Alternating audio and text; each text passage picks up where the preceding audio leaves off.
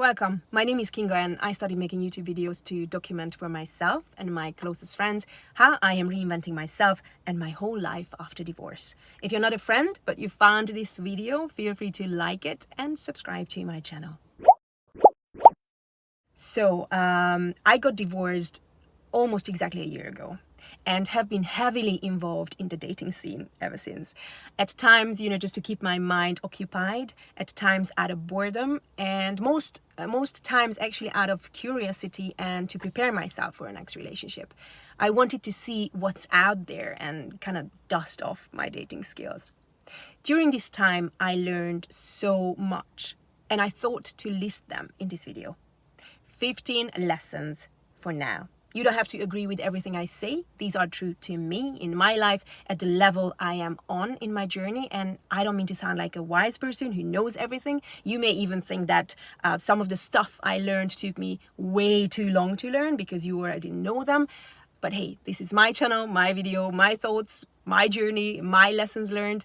And I still hope that you can resonate with some of them.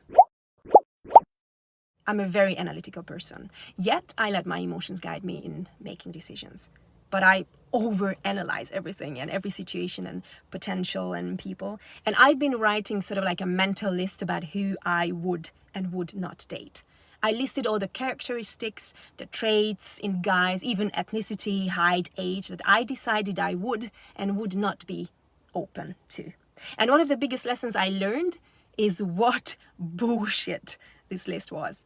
I've met people who were perfect examples of the guys I thought I would never ever date, yet my heart opened up so much to them. And I learned that height, age, and some other physical factors cannot be a determining factor in dating and in who I could fall in love with. I met people with crazy age gaps, like 13 years older, 13 years younger, and they all had the capacity to get me interested on a deeper level and not be so much bothered about the numbers.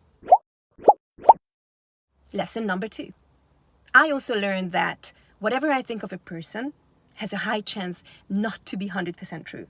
Most of my judgments are governed and fed by my previous experiences and or fear. Lesson number 3. My emotions are my responsibility.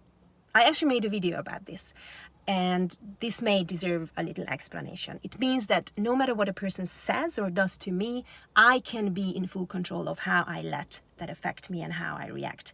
If I don't like the narrative, I can change it to something that feels better. It's simple as that. Even if I look at things that happen to me, I'm in charge of what thoughts I give to them, how I explain them, therefore what feelings and emotions I allow that particular situation to evoke in me, or what emotions I give space to or let my thoughts create in me. And here's a big one, lesson number 4.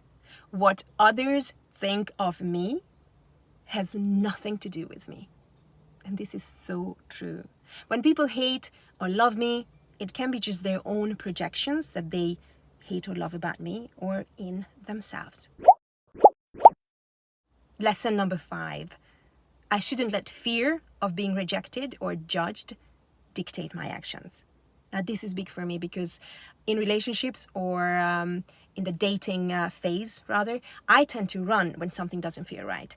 It's a self-protective mechanism. It comes from a childhood trauma of being left, abandoned, and I run every time I see the possibility of it happening again. It's a long story, I don't want to go in there, but I learned that running is not the solution. Alignment is. And alignment means being in harmony with my higher self, having thoughts that feel good, because my feelings are my guidance to my truth. I can decide to leave, but only if it comes from a good feeling place and not panic or fear. Those should only guide me in a real life-threatening situation. And the path to alignment can be either sort of like an inner process, like self-reflection or meditation. Or I can use outside help, like communication with the partner.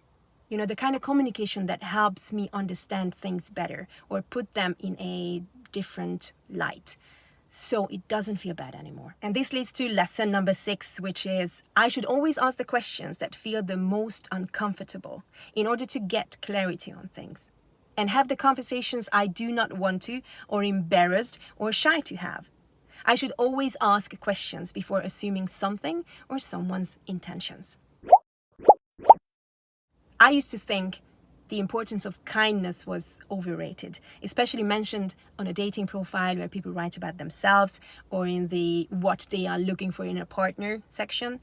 Now I know it's actually the number one thing: kindness.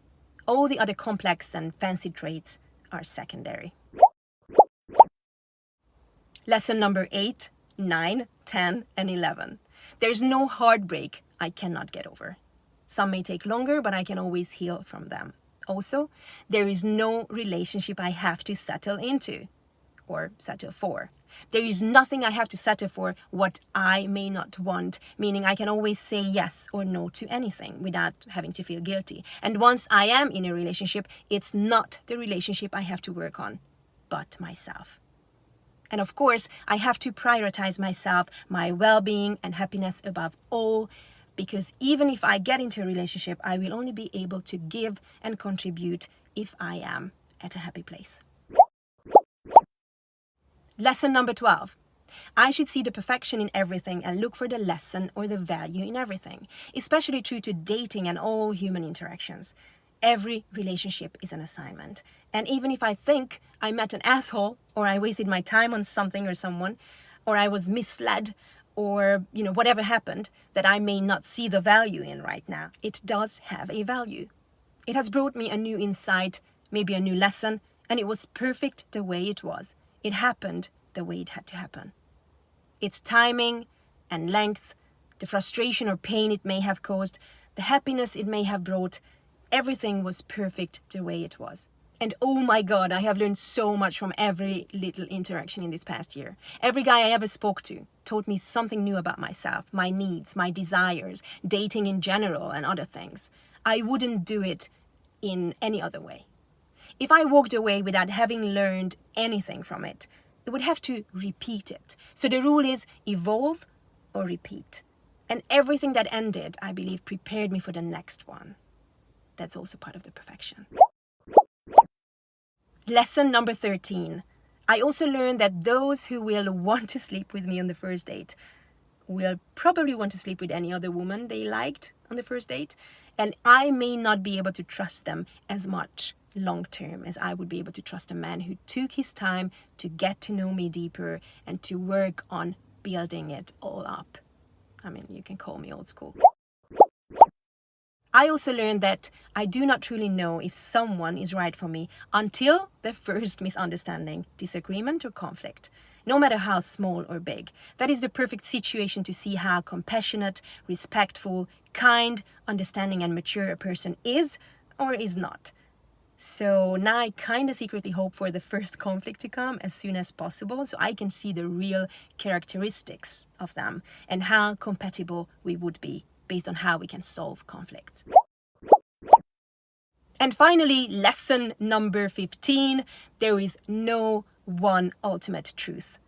I think there can be as many truths, as many participants or observers, and those, maybe even conflicting truths, can coexist in the same reality without having to cancel each other out.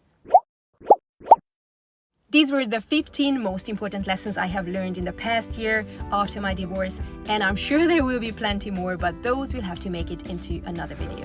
If you like this one, please give it a like and subscribe to my channel so we can keep in touch. Take care. Bye-bye. If you want a more intimate content and daily communication, please go and join my Facebook group called Kinga, Kremer and Friends.